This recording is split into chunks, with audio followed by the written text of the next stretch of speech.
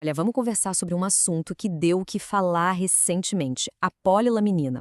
Ela surgiu como uma grande promessa, sabe? Trazendo muita esperança para muita gente. Mas, quando a gente olha mais de perto, por trás das manchetes, tem uma história bem mais complexa. Uma história que mistura a ciência, a nossa própria mente e, claro, muito dinheiro. E é aí que está a grande questão, né? Será que estamos diante de uma revolução na medicina ou só de mais um alarme falso? A história da polilaminina é, na verdade, a desculpa perfeita para a gente entender o que faz o medicamento ser confiável de verdade. Vamos usar as pistas que temos para separar o joio do trigo. Para a gente começar a desembolar esse novelo, precisamos falar de uma coisa que quase sempre fica de fora da conversa: o poder incrível da nossa mente. O nosso psicológico tem uma influência gigantesca, muito maior do que a gente imagina, nos resultados de qualquer tratamento. É exatamente por isso que existe o famoso efeito placebo. E é por causa dele que os testes de remédios são tão rigorosos. Para saber se um remédio funciona de verdade, os cientistas precisam separar o efeito químico real do efeito puramente psicológico. Porque acredite, a simples crença de que algo vai funcionar já pode, sozinha, trazer resultados.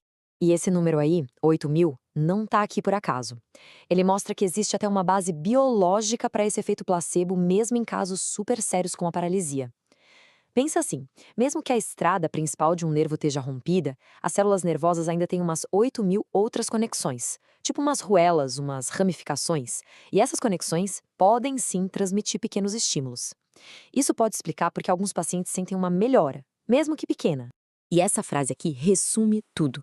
Às vezes, o trauma de um diagnóstico é tão grande que ele cria um bloqueio mental. A pessoa acredita tanto que não pode mais fazer algo que ela de fato não consegue.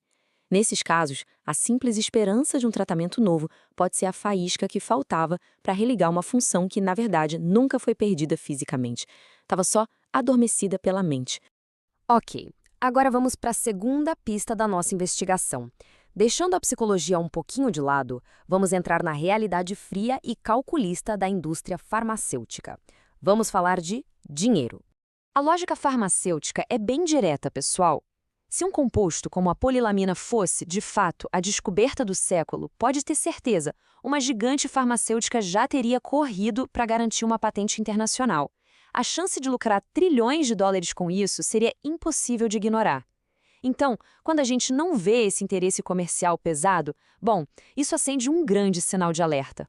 Bom, a gente já viu os pontos que levantam uma pulga atrás da orelha, né?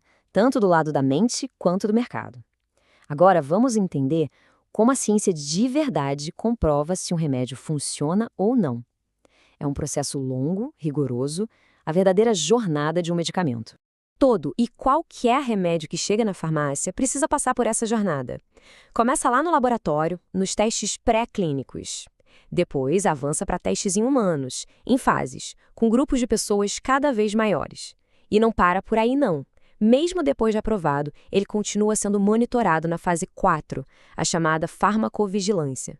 É aqui que o jogo começa, nos testes pré-clínicos, que geralmente são feitos em animais.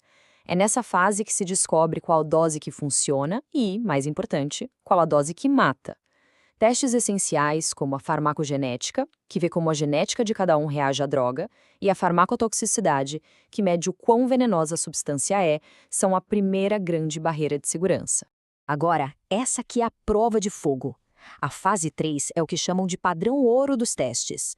O estudo acontece em vários lugares ao mesmo tempo, com um grupo enorme bem diverso de pacientes. E o mais importante, é randomizado e duplo cego.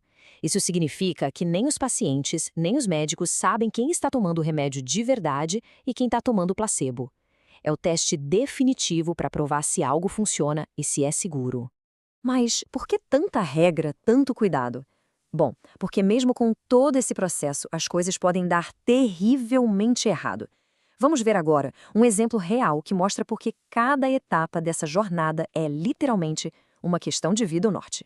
A fonte de onde tiramos essa análise é de uma pessoa que viveu isso na pele, que participou de um teste clínico que, mesmo seguindo todo o protocolo, acabou de uma forma trágica e completamente inesperada. Isso mostra o tamanho do risco que existe mesmo dentro do sistema. Olha só os fatos desse caso. Estavam testando um remédio novo para a hepatite C, só que ele não se mostrou mais eficaz que o tratamento que já existia. E para completar, era bem mais caro. Pela lógica, não tinha motivo nenhum para aprovar esse medicamento, certo? Só que o resultado real foi um desastre humano. Um remédio que era pro fígado acabou causando danos psiquiátricos gravíssimos nos pacientes. Pessoas desenvolveram depressão profunda, pensamentos suicidas, foi uma catástrofe. E é um lembrete muito duro do porquê cada uma dessas fases de teste é absolutamente essencial. No fim das contas, a história da pulilaminina nos traz de volta para essa pergunta, que é a mais importante de todas. Ao entender o poder da nossa mente, a lógica fria da indústria e o rigor indispensável da ciência, a gente ganha ferramentas. Ferramentas para olhar para a próxima grande manchete, para a próxima cura milagrosa, não só com esperança, mas com um olhar crítico, informado e muito mais preparado.